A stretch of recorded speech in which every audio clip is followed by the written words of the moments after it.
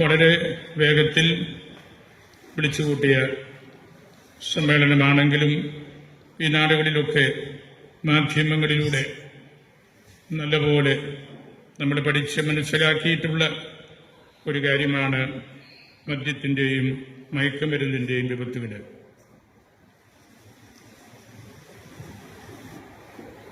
ഒരിക്കൽ ഞാനൊരു പുസ്തകത്തിൽ വായിച്ചൊരു കഥയോർക്കുകയാണ്. ഒരച്ഛനും ഒരു ഡ്രൈവറും മരണപ്പെട്ട് സ്വർഗത്തിൻ്റെ വാതിക്കലെത്തി. സ്വർഗത്തിലേക്ക് അവരെ പ്രവേശിപ്പിച്ചു. ഈ അച്ഛന്, പുരോഹിതന് ഒരു കുടിലാണ് പത്രോസ് നൽകിയത്. ഡ്രൈവർക്ക് ഒരൊന്നാന്തരം പാലസ്. അച്ഛൻ പത്രോസിനോട് പറഞ്ഞു, സ്വർഗമാണെങ്കിലും എന്നെ തരം താഴ്ത്തിയ പോലെയാണ് എനിക്ക് തോന്നുന്നത്. അപ്പോൾ പത്രോസ് പറഞ്ഞു, താങ്കൾ ദീർഘമായ ഒരു കാലഘട്ടം പ്രസംഗിച്ചെങ്കിലും താങ്കളുടെ പ്രസംഗത്തിന്റെ സമയത്ത് എല്ലാവരും ഉറങ്ങുകയായിരുന്നു. ഒരു ഫലവും ആർക്കും കിട്ടിയില്ല. ഡ്രൈവർ അതിശീഘ്രം വണ്ടി ഓടിച്ചതുകൊണ്ട് ജീവനിൽ കൊതിയുണ്ടായിരുന്നതിനാൽ എല്ലാവരും പ്രാർത്ഥിച്ചുകൊണ്ടാണിരുന്നത്. അതാണ് പത്രോസ് കൊടുത്ത ഉത്തരം. നമ്മൾ ഒരുപാട് സംസാരിക്കുമ്പോഴും ഒരു ഫലവുമില്ലാതെ പോയേക്കാം. പക്ഷേ ഈ മേഖലയിൽ ദൈവം നമ്മോട് കരുണ കാണിക്കും എന്നതിൻ്റെ അടയാളം തന്നെയാണ് ബൃഹത്തായ ഈ സദസ്സ്. വാസ്തവത്തിൽ നമ്മളുടെ സഭയുടെ സമുദായ സമ്മേളനം തന്നെയാണ്. അതുകൊണ്ട് ഞാൻ സഭയും സമുദായവുമായിട്ട് ബന്ധപ്പെട്ട മറ്റൊന്ന് രണ്ട് കാര്യങ്ങളെക്കുറിച്ചുള്ള ചുരുങ്ങിയ ചിന്തകളും പങ്കുവയ്ക്കാൻ ആഗ്രഹിക്കുകയാണ്. ലഹരി തൊട്ടുപോകരുത് എന്ന് നമ്മളുടെ ഗവർണർ പലതവണ പറയുകയുണ്ടായി. ഇത്തരം സമ്മേളനങ്ങൾ പ്രതിരോധ വകുപ്പുകളാണ്. പ്രതിരോധിക്കേണ്ടത് നിങ്ങളാണ്. രൂപതയുടെ ജാഗ്രതാ സെല്ലുകൾ പോലെ അടുത്ത ആഴ്ച മുതൽ പ്രവർത്തിക്കേണ്ടതും നിങ്ങളാണ്. എങ്കിൽ മാത്രമേ ഈ വിപത്തിനെ നമുക്ക് തടയാനായിട്ട് സാധിക്കുകയുള്ളൂ. ഈ മീറ്റിംഗിൽ ഇന്ന് വന്നിരിക്കുന്ന നിങ്ങൾ ഒരു കനൽ കട്ട പോലെയാണ്, തീക്കട്ട പോലെയാണ്. നിങ്ങൾക്കൊരു ജ്വലനമുണ്ട്. നമ്മുടെ മക്കള്, നമ്മുടെ സഭാംഗങ്ങള്, സമുദായ അംഗങ്ങള് നഷ്ടപ്പെടരുത് എന്നുള്ള വലിയൊരു ബോധ്യവും നമുക്കുണ്ട്. ഇതുപോലുള്ള വലിയ തിന്മകള് ചാടിക്കളിക്കുമ്പോൾ നമുക്ക് നിശബ്ദത പാലിക്കാൻ ഒക്കില്ല. നിങ്ങൾ നിശബ്ദരായിട്ടാണ് ഇവിടെ ഇരിക്കുന്നതെങ്കിലും നിങ്ങൾക്കുള്ളിൽ കത്തുന്ന ഒരു ജ്വാല ഉണ്ട് എന്ന് നിങ്ങളെ കാണുമ്പോൾ അറിയാം. നിങ്ങളുടെ ഈ സാന്നിധ്യമാണ് രൂപതയുടെ ഏറ്റവും വലിയ കരുത്തും. നമുക്ക് എളുപ്പത്തിൽ കേരള സമൂഹത്തിലെ സാമൂഹിക അന്തരീക്ഷം മാറിക്കൊണ്ടിരിക്കുന്നു എന്ന കാര്യം മനസ്സിലാക്കാനും ചിലപ്പോഴെങ്കിലും പ്രയാസം ഉണ്ടായേക്കാം. മയക്കുമരുന്ന് വിപണിയിലെ ആളുകള് വലിയ സംഘടിത സ്വഭാവമുള്ള വിതരണ ശൃംഖലക്കാരാണ്. ഈ ഒഴുക്കിനെതിരെയാണ് നമ്മൾ ശക്തി പ്രാപിക്കേണ്ടത്. ലഹരിയില്ലെങ്കിൽ ഒരു ത്രില്ല് ഇല്ല എന്ന ഒരു ചിന്ത തന്നെ യുവാക്കന്മാരുടെയും മുതിർന്നവരുടെയും എല്ലാം മനസ്സിൽ കടന്നുകൂടിയിട്ടുണ്ട്. മാതാപിതാക്കളും അധ്യാപകരും വൈദികരും സമർപ്പിതരും സർവോപരി സർക്കാരിന്റെ ഭാഗത്തു നിന്നുള്ള ഉത്തരവാദിത്തപ്പെട്ടവരുമെല്ലാം ഒന്നിച്ച് ഈ വിപത്തിനെ നേരിട്ടാൽ മാത്രമേ നമുക്ക് വിജയം കാണാൻ സാധിക്കുകയുള്ളൂ.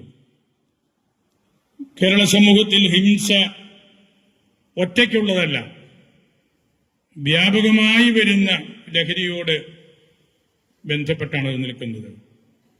അതിന്റെ പിന്നിൽ വെറുപ്പ് രാഷ്ട്രീയമുണ്ട്, വ്യാപകമാകുന്ന മതസ്പർദ്ധകളുണ്ട്, തീവ്രവാദത്തിലേക്ക് നയിക്കുന്ന ചിന്തകളുണ്ട്, വ്യാപകമാകുന്ന ജാതി ചിന്തകളുണ്ട്, സഭയോടുള്ള എതിർപ്പുണ്ട്, സിനിമകളോടും സീരിയലുകളോടുമുള്ള അമിതമായ അടുപ്പമുണ്ട്. അങ്ങനെ നിരവധിയായ കാരണങ്ങളുണ്ടാകാം. വാളും തോക്കും ചുറ്റികയും എടുത്ത് ഇറങ്ങുന്ന ഒരു കാര്യമാണല്ലോ ഇപ്പോൾ നമ്മൾ കാണുന്നത്.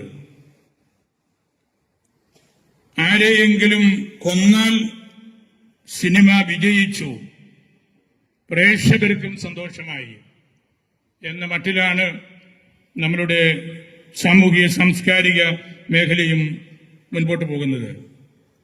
സ്കൂളുകളിൽ കുട്ടികൾ പരസ്പരം ആസൂത്രണം നടത്തി തല്ലുകയും കൊല്ലുകയും ചെയ്യുകയാണ്. റാഗിങ്ങിന്റെ പേരിൽ എത്ര അന്യായങ്ങളാണ് നടന്നത്. കുട്ടികൾ പരിശീലനം നേടുന്നത് അക്രമത്തിനാണോ എന്ന് പോലും നമുക്ക് സംശയം തോന്നുന്നു. വീട്ടിനകത്ത് അക്രമം, അച്ഛൻ അമ്മയെ കൊല്ലുന്നു, അമ്മ അച്ഛനെ കൊല്ലുന്നു, അവർ രണ്ടുപേരും കൂടി മക്കളെ കൊല്ലുന്നു. അങ്ങനെ കൊലപാതകികളുടെ നാടായിട്ട് നമ്മളുടെ ഈ പ്രദേശം മാറുകയാണ്. രാഷ്ട്രീയക്കാരും സിനിമാക്കാരും സാഹിത്യകാരന്മാരും അധ്യാപകരും ഒക്കെ ഒന്നുകൂടി കണ്ണ് തുറക്കേണ്ട കാലഘട്ടമാണിത്. ലഹരി വിരുദ്ധ നിലപാടുകൾ കുടുംബങ്ങളിൽ തന്നെയാണ് ആരംഭിക്കേണ്ടത്. വിദ്യാർത്ഥികൾ ലഹരിക്ക് അടിമപ്പെടുന്നതിന്റെ കാരണങ്ങൾ പലതാണ്. ഒന്ന്, അവന്റെ ജീവിത ചുറ്റുപാടാണ്. കൗമാരപ്രായത്തിൽ കുട്ടികൾക്കുണ്ടാകുന്ന അപകർഷതാബോധം, ആത്മവിശ്വാസമില്ലായ്മ, പക്വതയില്ലാത്ത പ്രായത്തിൽ നേരിടേണ്ടി വരുന്ന തിക്താനുഭവങ്ങൾ തുടങ്ങിയ അനേകം കാര്യങ്ങളുണ്ട്. പഠനത്തിന് ഏകാഗ്രത ലഭിക്കാൻ, ഓർമ്മ നിലനിർത്താൻ, പഠനത്തിൽ മുഷിപ്പ് തോന്നാതിരിക്കാൻ തുടങ്ങിയ കാരണങ്ങളിൽ സപ്ലിമെന്റ് ഫുഡ് പോലെ ഇത്തരം ലഹരികൾ വിതരണം ചെയ്യുന്ന സാമ്പ്രദായിക പദ്ധതികളും നമ്മളുടെ വീടുകളിലും കലാലയങ്ങളിലുമെല്ലാം ഉണ്ട്. ലഹരി മാഫിയകളെ നിയന്ത്രിക്കാൻ നിയമപാലകർക്ക് പരിമിതിയുണ്ടെന്ന് പലപ്പോഴും നമുക്ക് തോന്നുകയാണ്. കുടുംബ മൂല്യങ്ങൾ തിരിച്ചുകൊണ്ടുവരണം. അയൽപക്ക ബന്ധങ്ങൾ ഊഷ്മളമാക്കണം. കുടുംബത്തിനുള്ളിൽ ഒന്നിച്ച് ഇരുന്ന് ഭക്ഷണം കഴിക്കാനും പ്രാർത്ഥിക്കാനുമുള്ള അവസരങ്ങൾ നമ്മൾ കൂടുതലായിട്ട് തിട്ടപ്പെടുത്തേണ്ടതുണ്ട്. കുട്ടിയുടെ പ്രായവും ജീവിക്കുന്ന കാലവും മനസ്സിലാക്കി വേണം മാതാപിതാക്കൾ പെരുമാറാൻ. ലഹരി മാഫിയ ചുറ്റുമുണ്ട് എന്ന ചിന്ത നമ്മുടെ മനസ്സിൽ വേണം. വഴികാട്ടുകളായി നമ്മുടെ അധ്യാപകർ മാറണം, മതാധ്യാപകർ മാറണം, മുതിർന്ന മാതാപിതാക്കൾ മാറണം. ചൂരൽവടി സ്കൂളുകളിൽ നിന്ന് നഷ്ടപ്പെട്ടത് ഇത്തരം അടിഞ്ഞാട്ടത്തിന് ഒരു കാരണമാകാം. കോടതി പോലും ഇപ്പോൾ അതേക്കുറിച്ച് ദുഃഖിക്കുന്നുണ്ട്. ചൂരൽവടി തിരിച്ചു വരേണ്ടതാണ് എന്നുള്ള ഒരു ചിന്ത അവരുടെ എല്ലാം മനസ്സിൽ കയറി കൂടിയിട്ടുണ്ട്. നിയമപാലകര് ഗൗരവതരമായിട്ട് അവരുടെ ശുശ്രൂഷ നടത്തേണ്ടതുണ്ട്. വൻ മാഫിയ സംഘങ്ങളെ തിരിച്ചറിയാനും പിടികൂടാനും ശിക്ഷിക്കാനും സാധിക്കാത്ത ഒരു രീതിയിലേക്ക് നമ്മളുടെ ഭരണ സംവിധാനം മാറുകയാണ്. ഓരോ പോലീസ് സ്റ്റേഷനിലും ജനകീയ സമിതികൾ നാട്ടുകാരുടെ സഹായത്തോടെ നമ്മൾ രൂപപ്പെടുത്തേണ്ടതുണ്ട്. എല്ലാ ഇടവകകളിലും ജാഗ്രതാ സമിതികൾ അത്യാവശ്യമാണ്. സോഷ്യൽ മീഡിയകളും സിനിമകളും ഒന്നുകൂടെ അവരുടെ പ്രവർത്തന മേഖലകൾ പഠിച്ച് മനസ്സിലാക്കേണ്ടതുണ്ട് എന്ന് നമുക്ക് തോന്നിപ്പോകും. പുരോഗതിയും വിദ്യാഭ്യാസവും സുഖസൗകര്യങ്ങളും നാട്ടിൽ വർദ്ധിച്ചു വന്നപ്പോൾ അവ അത്രയ്ക്ക് വളരേണ്ട എന്ന മട്ടിലാണ് സാമൂഹ്യ വിപത്തുകൾ ക്രമേണ പിടിമുറുക്കിയത്. ഭാവിയുടെ വാഗ്ദാനങ്ങൾ എന്ന് മുതിർന്നവർ കരുതുന്നവരാണല്ലോ യുവജനങ്ങൾ. അവരെ വിഴുങ്ങുന്ന വലിയ ഒരു വിപത്താണ് മയക്കുമരുന്ന്. കുത്തഴിഞ്ഞ ഒരു വ്യവസ്ഥിതിയിലേക്ക്, രക്ഷപ്പെടാൻ പ്രയാസമുള്ള ജീവിത ശൈലിയിലേക്ക് കുട്ടികളെയും യുവജനങ്ങളെയും തള്ളിവിടുന്ന ഒരു വിപത്തായി മാറിയ മയക്കുമരുന്നിന്റെ വിവിധ രൂപങ്ങൾ ഒളിഞ്ഞും തെളിഞ്ഞും പ്രവർത്തന നിരതമാണ്. നമ്മളത് മനസ്സിലാക്കണം. അധ്വാനിച്ച് ജീവിക്കാൻ ഇഷ്ടമില്ലാത്തവർ മയക്കുമരുന്നുണ്ടാക്കുന്ന കൃഷിയിലും മറ്റും ഏർപ്പെടുന്നത് ചില വിദേശ രാജ്യങ്ങളിൽ നിർഭാഗ്യകരമായി പടർന്ന് പിടിച്ചിട്ടുണ്ട്. അവിടുത്തെ ജനങ്ങൾ പോലും ഈ ദുസ്ഥിതിയുടെ ഇരകളാണ്. എന്നാൽ ലാഭമല്ല, ഗുണമാണ് ആദായമായി കാണേണ്ടത് എന്ന് ചിന്തിക്കുന്നത് പ്രധാനമായും നമ്മുടെ കർഷകരാണ്, നിങ്ങളാണ്, നമ്മളാണ്. അവരുടെ അധ്വാനം ഗുണത്തെ ലക്ഷ്യമാക്കിയാണ്. ലാഭത്തിന് രണ്ടാം സ്ഥാനമേ ഉള്ളൂ. വിഷം ചേർത്ത കാർഷികോൽപ്പന്നങ്ങളിൽ നിന്നുള്ള ലാഭത്തേക്കാൾ പ്രധാനം നഷ്ടം സഹിച്ചും വിഷമില്ലാത്ത വിളവുകൾ ഉൽപ്പാദിക്കുക എന്നതാണ് നിങ്ങളുടെ എല്ലാവരുടെയും അടിസ്ഥാനപരമായ ചിന്ത എന്നെനിക്കറിയാം. സമൂഹം അത് കുറെയെല്ലാം അംഗീകരിച്ചിട്ടുമുണ്ട്. നിലനിൽക്കുന്ന ആരോഗ്യവും ആത്മസന്തുഷ്ടിയുമാണ് ശരിയായ ആദായം എന്ന ചിന്തയുള്ളവരുടെ മനസാക്ഷിയാണ് നാടിന്റെ യഥാർത്ഥ സമ്പത്ത്.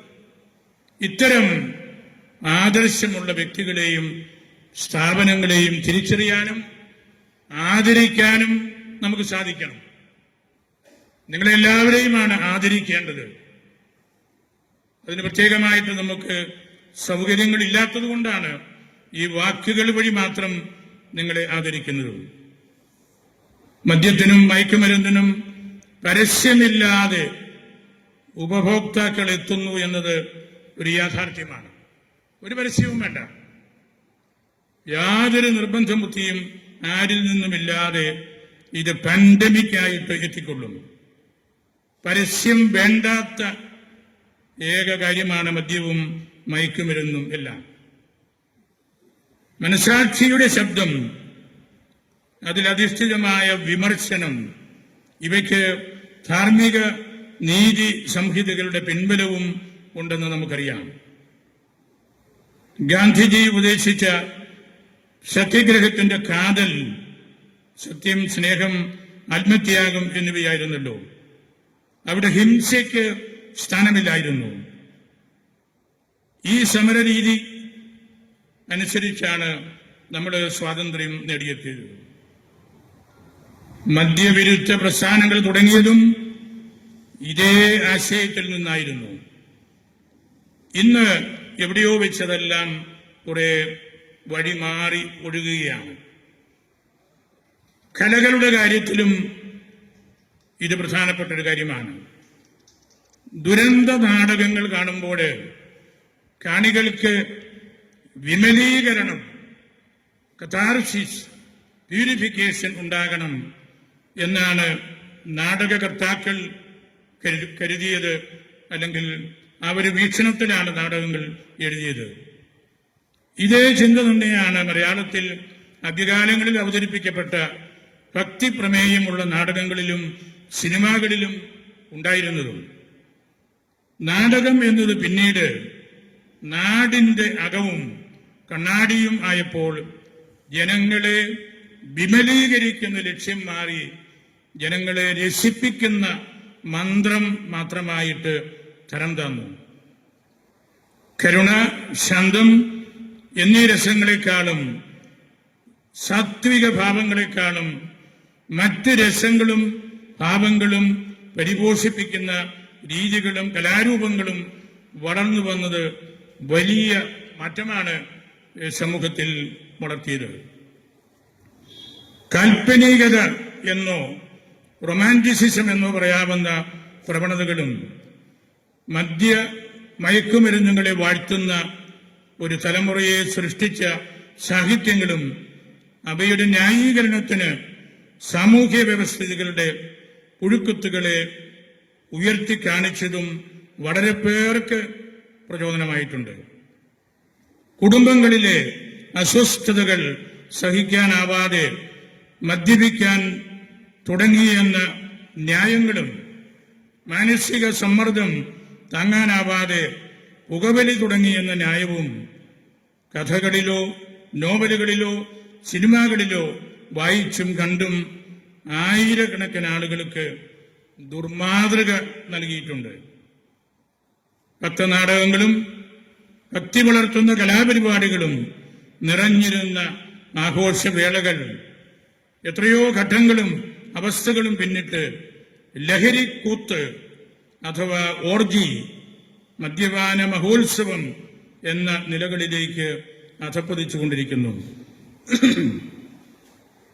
ഇടയ്ക്ക് വന്ന ഈ ഘട്ടങ്ങളിലെ സാമൂഹ്യ വിമർശനവും അതിന് ബലമേകാൻ സ്വീകരിച്ച പദപ്രയോഗങ്ങളും ജനമനസ്സുകളിൽ വിഷം പോലെ സംക്രമിച്ച് പടർന്ന ഭാഷാ ശൈലികളായി തീർന്നതും ഇപ്പോൾ പഞ്ച് ഡയലോഗുകൾ എന്ന് വാഴ്ത്തുന്ന ഒഴിവാക്കാനാവാത്ത ദൂഷക ഭാഷാ ശൈലിയായതും മുതിർന്ന തലമുറയെങ്കിലും ആശങ്കയോടെയാണ് കാണുന്നതും മനസ്സിലാക്കുന്നതുമെല്ലാം.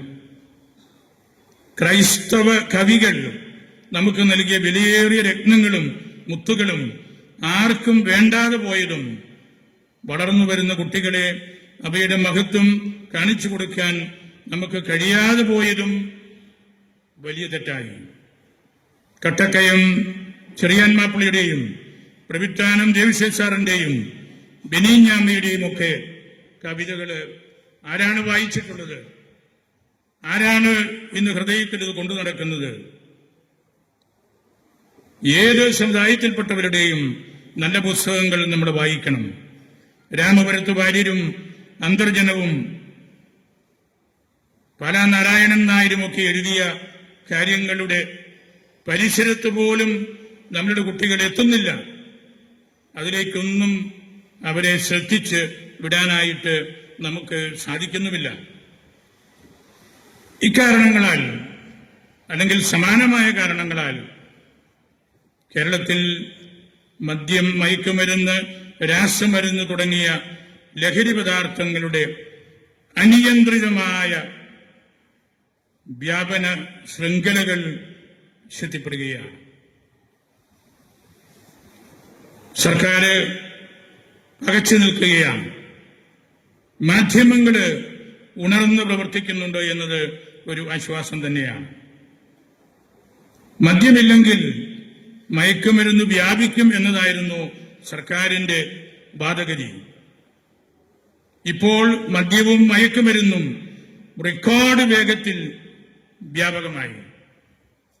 മദ്യത്തിന്റെ പങ്ക് ഒഴിവാക്കി മയക്കുമരുന്ന് വ്യാപാരികളെ മാത്രം തേടിപ്പിടിക്കാം, നിയന്ത്രിക്കാം, ശിക്ഷിക്കാം എന്നുള്ള നിലപാടുകളും വിജയിക്കുമോ എന്ന് സംശയമാണ്.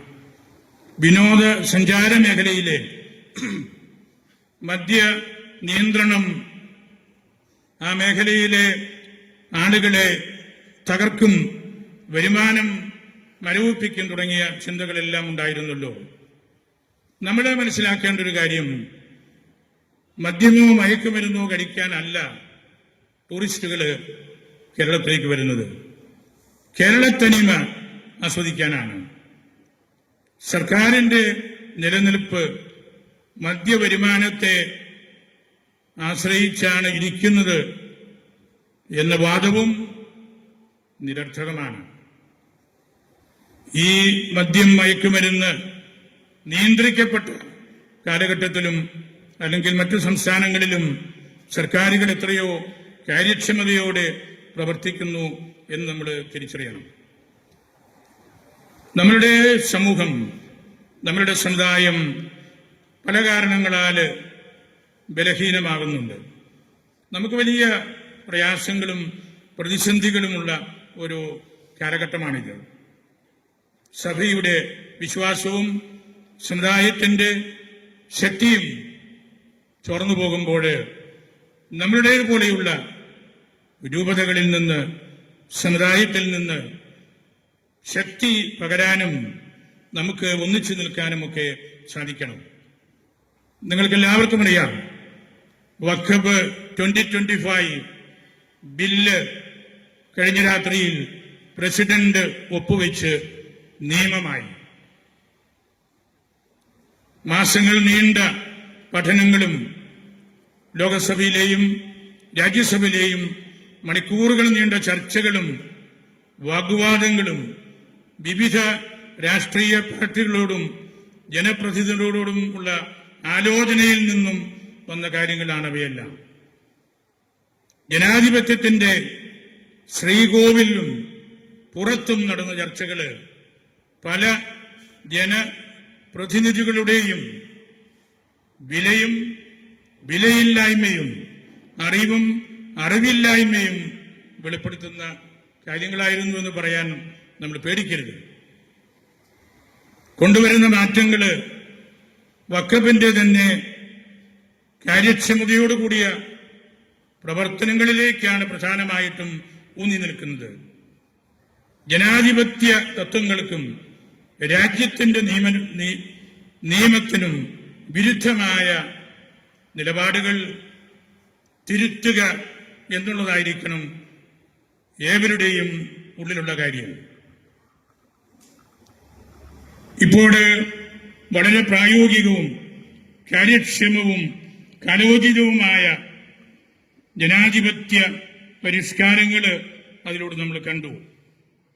എനിക്ക് അതേക്കുറിച്ച് പറയാനുള്ളൊരു നിരീക്ഷണം, ഇത് വഖഫ് ഒരു റിലീജിയസ് വിഷയം മാത്രമല്ല, നമ്മളെ സംബന്ധിച്ച് ഇതൊരു നാഷണൽ ആൻഡ് സോഷ്യൽ വിഷയമാണ്.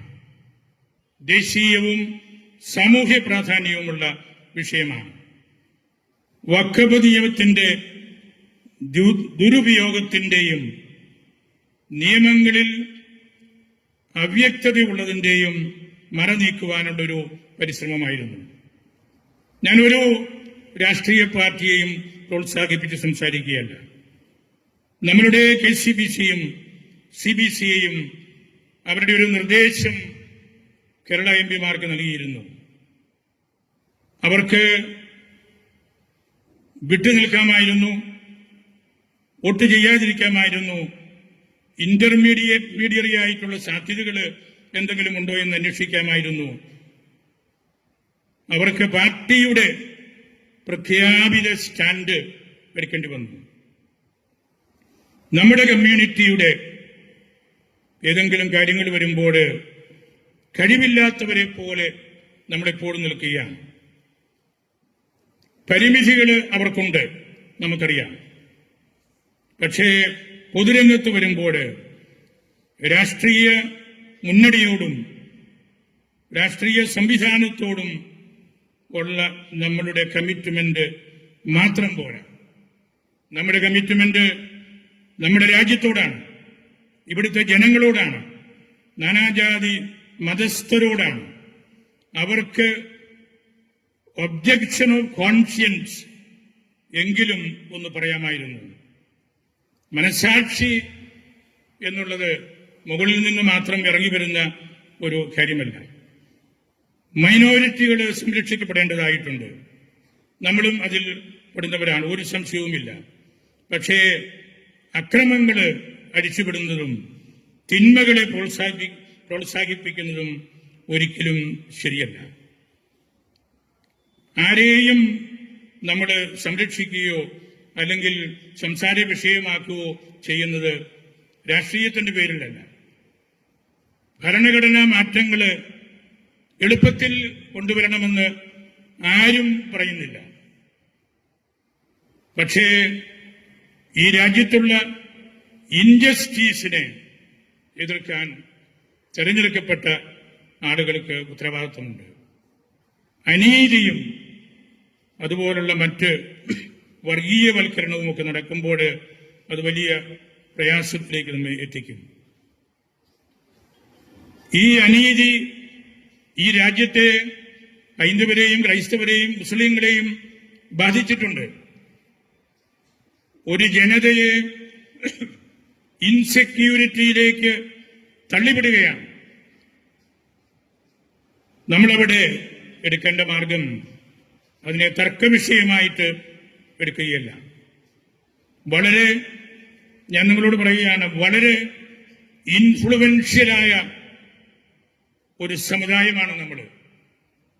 അംഗബലം കുറവായിരിക്കാൻ സമുദായത്തിന്റെയും സഭയുടെയും രാജ്യത്തിന്റെയും കാര്യത്തിൽ നമുക്ക് നിർണായകമായ പങ്ക് വഹിക്കാനുണ്ട്. വോട്ട് വഴി പലരെയും ജയിപ്പിക്കാൻ നമുക്ക് സാധ്യമല്ലെങ്കിലും മൂല്യാധിഷ്ഠിത ധാർമ്മിക സ്വാധീനം വഴി പലരെയും തോൽപ്പിക്കാൻ ഇപ്പോഴും നമുക്ക് കഴിയും. അതാണ് സഭയുടെ സമുദായത്തിന്റെ കരുത്ത് എന്ന് പറയുന്നത്. അവിടെയാണ് നമ്മൾ ഒന്നിച്ചു നിൽക്കേണ്ടത്. സഭയുടെ സമുദായത്തിന്റെ ശക്തി അതാണ്. ഒരു രാഷ്ട്രീയ പാർട്ടിയുടെയും അമിതമായ പ്രഘോഷണം നമ്മൾ ഒരിടത്തും നടത്തേണ്ടതില്ല. മുൻകാലങ്ങളിൽ അധിനിവേശം എന്നത് യുദ്ധമുറ വഴിയായിരുന്നുവെങ്കിൽ ഇന്ന് ജനാധിപത്യ രാജ്യത്ത് ജനദ്രോഹ നിയമങ്ങളുടെ രൂപത്തിലാണ് അത് വരുന്നത്. വഖഫ് നിയമം മുസ്ലിങ്ങളെയും എത്രയോ പേരെ അത് വിപരീതമായി ബാധിക്കുന്നു. മുനമ്പത്ത് പോലും നൂറുകണക്കിന് കുടുംബങ്ങൾ അവരാണ്. ഈ രാജ്യത്തിന്റെ നാനാഭാഗത്തും അവരെയും ഇത് വളരെ നെഗറ്റീവായിട്ട് ബാധിക്കുന്നുണ്ട്.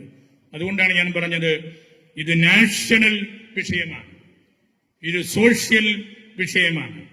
അതൊരു റിലീജിയസ് വിഷയമായിട്ട് മാത്രം അതിനെ കണ്ട് ഒതുക്കി നമ്മൾ മാറ്റി നിർത്തരുത്. പൗരാവകാശം എന്താണെന്ന് നമ്മൾ തിരിച്ചറിയുകയും ഈ രാജ്യത്തിന്റെ ഭരണഘടനയുടെ മഹത്വം എന്താണെന്ന് നമ്മൾ മനസ്സിലാക്കുകയും ചെയ്യുമ്പോഴാണ് നമ്മളുടെ സമുദായം വളരുന്നത്, അല്ലെങ്കിൽ നമുക്ക് പിടിച്ചു നിൽക്കാൻ പറ്റുന്നത്. മദ്യത്തിലൂടെയും മയക്കുമരുന്നിലൂടെയും നമ്മൾ വളരെയേറെ ബലഹീനമായി പോയി. നമുക്ക് ഈ രാഷ്ട്രത്തിൽ മൈനോറിറ്റികൾക്ക് പ്രത്യേകമായ അവകാശങ്ങളും സംവിധാനങ്ങളുമുണ്ട്. അത് നമ്മൾ നഷ്ടപ്പെടുത്തരുത്. ഞാനിതിൻ്റെ ഒരു മറുവശവും പറയുകയാണ്. ന്യൂനപക്ഷങ്ങൾക്കെതിരെയുള്ള കടന്നാക്രമങ്ങൾ ഒരു തരത്തിലും നമുക്ക് ന്യായീകരിക്കാൻ പറ്റുന്നതല്ല. ജബൽപൂരില് മധ്യപ്രദേശത്ത് ക്രൈസ്തവ വിശ്വാസികളെയും പുരോഹിതരെയും വേണ്ട ഇടയെടുപ്പില്ലാതെ നമ്മൾ ബലഹീനമാണ്. നമ്മളെ മറ്റുള്ളവരെ ചവിട്ടുന്നതും തൊഴിക്കുന്നതും എറിയുന്നതുമെല്ലാം ഇക്കാരണം കൊണ്ടാണ്. സമൂഹത്തിലെ നമ്മുടെ സഭയുടെ സുരക്ഷാ സഭയില് അതിനെ തിട്ടപ്പെടുത്തുന്ന ശാശ്വതമായ സ്റ്റെപ്പിംഗ് സ്റ്റോൺസ്, ഫൗണ്ടേഷൻ സ്റ്റോൺസ് തമ്മിൽ അടുപ്പമില്ലാത്തത് പോലെ നിൽക്കുന്ന കാര്യവും നമുക്ക് എല്ലാവർക്കും നമ്മള് ആരാധനക്രമത്തില്, ദൈവശാസ്ത്രത്തില്, പാരമ്പര്യത്തില് നമ്മുടെ സൈനികയൊക്കെ പിടിച്ചു നിൽക്കാൻ മനസ്സിലാകും, അത് പഠിക്കാൻ തയ്യാറില്ലാതെ നമ്മൾ നിൽക്കുകയും വിഭജിക്കപ്പെട്ട് അനൈക്യത്തിൽ നമ്മൾ കഴിയുകയും ചെയ്യുമ്പോൾ നമുക്ക് പുതിയ രാഷ്ട്രീയ പാർട്ടികൾ രൂപീകരിച്ച് സ്വർഗത്തിലെത്താമെന്ന് കരുതുന്നത് ഒന്നും നടക്കാൻ പോകുകയില്ല. ഞാൻ നടത്തുന്നു ആദ്യം നമ്മുടെ സഭയ്ക്കുള്ളിലെ അകൽച്ചകൾ മാറട്ടെ.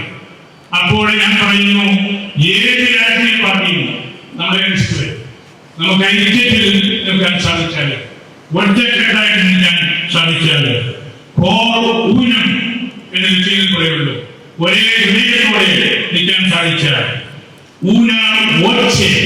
ഒറ്റ സ്വരത്തിൽ ഈ സമുദായത്തിന്റെ ആവശ്യങ്ങൾ പറയാൻ സാധിച്ചാൽ, ആരെ നമ്മൾ ഭീഷണിപ്പെടുത്തുകയും നമ്മളൊരു പുത്തൻ രാഷ്ട്രീയ പാർട്ടിയും കണ്ടിട്ട് ഒരിടത്തോട്ട് പോകുന്ന കാര്യം ആവശ്യക്കാരെല്ലാം ഈ സഭയുടെ കാര്യസ്ഥന്മാരുടെ അടുത്ത്, നിങ്ങളുടെ അടുത്ത്, നമ്മുടെ അടുത്ത് വന്ന് ആവശ്യങ്ങൾ പറയും. നമ്മുടെ കാര്യങ്ങൾ നമുക്ക് പറ്റാത്ത കാര്യങ്ങൾ നമ്മൾ മറ്റുള്ളവരുടെ മേൽ കയറ്റിവെച്ച് ഇവിടെ 100 കണക്കിന് പാർട്ടികളുള്ള സ്ഥലത്ത് നമ്മൾ അതിലേക്ക് ഇടപെട്ട് അതൊക്കെ ചുമ്മാ അന്യായങ്ങൾ പറയുന്ന പോലെ അതിലേക്ക് പോകുന്നത്. നമ്മുടെ ശിഥിലീകരണം നമ്മളെ മറ്റേത് നമ്മളെ കാണുമ്പോൾ ദൈവത്തെക്കുറിച്ച് പറയുന്നത് ജനമാളികൾ എന്ന് മറ്റുള്ളവർക്ക് മനസ്സിലാകാം. അപ്പോഴാണ് നമുക്ക് ഈ രാജ്യത്ത് മഹത്വമുള്ള ഒരു സമൂഹമായിട്ട് ജീവിക്കാനും പെരുമാറാനും സാധിക്കുന്നത്. അല്ലാതെ കിട്ടുന്ന കാര്യങ്ങൾ എന്താണ്? കാട്ടുകൊല്ലിനെയും കാട്ടുണ്ണിയും വെടിവെച്ച് പിടിച്ചു നിന്നാൽ നമുക്ക് സാധിക്കണം. ഇതൊക്കെ എത്രയും നിസ്സാരമായ കാര്യങ്ങളാണ്. നമുക്ക് കണ്ടെത്തേണ്ട ഈശോയിലുള്ള ഐക്യം, സഭയിലുള്ള ഐക്യം, ഈ നസ്രാണി സമൂഹത്തിന്റെ ആ കരുത്ത് നമ്മൾ പുനഃപ്രതീക്ഷിക്കേണ്ടതുണ്ട്. അതിന് നമ്മൾ ഓരോരുത്തരും നമ്മൾ തയ്യാറാകണം. അപ്പോഴാണ് നമുക്ക് ഈ വിശാല ലോകത്തില് ഈ നേഷൻ ഇന്ത്യ എന്ന ആ ഒരു വലിയ ഒഴുക്കിൽ, ആ ഒരു വിസ്താരത്തിൽ നമ്മുടെ സാന്നിധ്യം ഉണ്ടാകുന്നത്. വെറുതെ പൊളിറ്റിക്കൽ ജിംനാസ്റ്റിക്സ് കൊണ്ട് ഒന്നും നടക്കാൻ പോകുന്നു. ഒന്നും വെറുതെ ഇങ്ങനെ നമ്മൾ ഓരോ കുത്തുവഴികൾ പറയുന്നു എന്ന് മാത്രമേ ഉള്ളൂ. പൊളിറ്റിക്കൽ ജിംനിക്സ് എപ്പോഴും നമ്മളെ വഴി മുട്ടിച്ചിട്ടേ വെറും ജിംനിക്സാണ്. കരുത്തുള്ള സമുദായമായിട്ട് നമ്മൾ മാറട്ടെ. അതിനുവേണ്ടി നമ്മൾ സംസാരിക്കണം. അപ്പോൾ ഈ ഭാരതത്തിൽ നമ്മളുടെ കൃത്യമായ സ്ഥാനവും മഹത്വവും നമുക്ക് കണ്ടെത്താൻ സാധിക്കും. നമ്മളിവിടെ മദ്യത്തിന്, മയക്കുമരുന്നിന്, ലഹരിക്ക് എല്ലാം എതിരായിട്ട് സംസാരിക്കുന്ന ഈ അവസരത്തിൽ ഈ ജോലിയുടെ ഹൃദയം പോലെ ഓടിയെത്തിയ നിങ്ങളോട് ഞാൻ നമ്മളുടെ സമുദായത്തിന്റെ സമൂഹത്തിന്റെ 1-2 കുഞ്ഞു കാര്യങ്ങൾ കൂടെ ഓർമ്മിപ്പിച്ചു എന്ന് മാത്രമേ. നമുക്ക് വലിയൊരു പങ്ക് ഈ രാജ്യത്ത്, നമ്മുടെ സഭയില്, നമ്മുടെ സമുദായത്തില്, അതുവഴി സംശുദ്ധമായ രാഷ്ട്രീയത്തിൽ എല്ലാം നമുക്ക് നൽകാനുണ്ട്. വളരെ വളരെ വിഷമിച്ചാണെങ്കിലും നമുക്കറിയാം, KCM ഈ കാര്യത്തിൽ ഒരു മിഡിൽ പൊസിഷൻ എടുത്ത് മുൻപത്തെ കാര്യത്തിന് വേണ്ടി എങ്കിലും സംസാരിച്ചു. എളുപ്പമാണ്. നമുക്കറിയാം, നമ്മൾ വിപ്പിൽ നിൽക്കുമ്പോൾ അല്ലെങ്കിൽ മുന്നണിയിൽ നിൽക്കുമ്പോൾ അവരുടെ കാര്യങ്ങൾക്ക് എതിരായിട്ട് പറയുക എന്നത് പ്രായോഗികമായ വിഷമമാണ്. പക്ഷേ നമ്മൾ ആരാണെന്നും നമ്മുടെ വിശാലമായ ഈ രാജ്യത്തിന്റെ ശ്രേഷ്ഠത എന്താണെന്നും നമ്മൾ തിരിച്ചറിയണം. അങ്ങനെ അറിയുമ്പോഴാണ് രാഷ്ട്രീയത്തിനും സാമൂഹ്യ പ്രവർത്തനങ്ങൾക്കും കൂടുതൽ അർത്ഥമുള്ളത് എന്നൂടെ ഞാൻ നിങ്ങളെ ഓർമ്മിപ്പിക്കുകയാണ്. എൻ്റെ വാക്കുകൾ ഉപസംഹരിക്കുന്നു. ഈ മഹാസമ്മേളനം വിളിച്ചു കൂട്ടുവാനായിട്ട് വളരെയേറെ അധ്വാനിച്ചവരാണ് സാധനങ്ങളെയും ഇവിടെ സ്റ്റേജിൽ ഇരിക്കുന്ന മറ്റു വൈദികമായ സഹോദരങ്ങളും എല്ലാം. വലിയൊരു കുടിവരവാണിത്, കരുത്തു പകർന്ന ഒരു കുടിവരവാണിത്. ഒരു ജ്വാല ആണ് നിങ്ങൾ കൊണ്ടുവന്നത്. ആ ജ്വാല കത്തി പടരണം. അത് നമുക്ക് നല്ല വിജിലൻസ് സെല്ലായിട്ട്, ജാഗ്രത സമിതികളായിട്ട് നിങ്ങൾ 271 ഇടവകളിൽ പ്രവർത്തനക്ഷമമാകുമ്പോൾ നമുക്ക് വലിയ പ്രതീക്ഷകൾ നൽകും. ഇവരെല്ലാവരെയും പരിശുദ്ധ സ്വാമിക്ക് സമർപ്പിച്ച്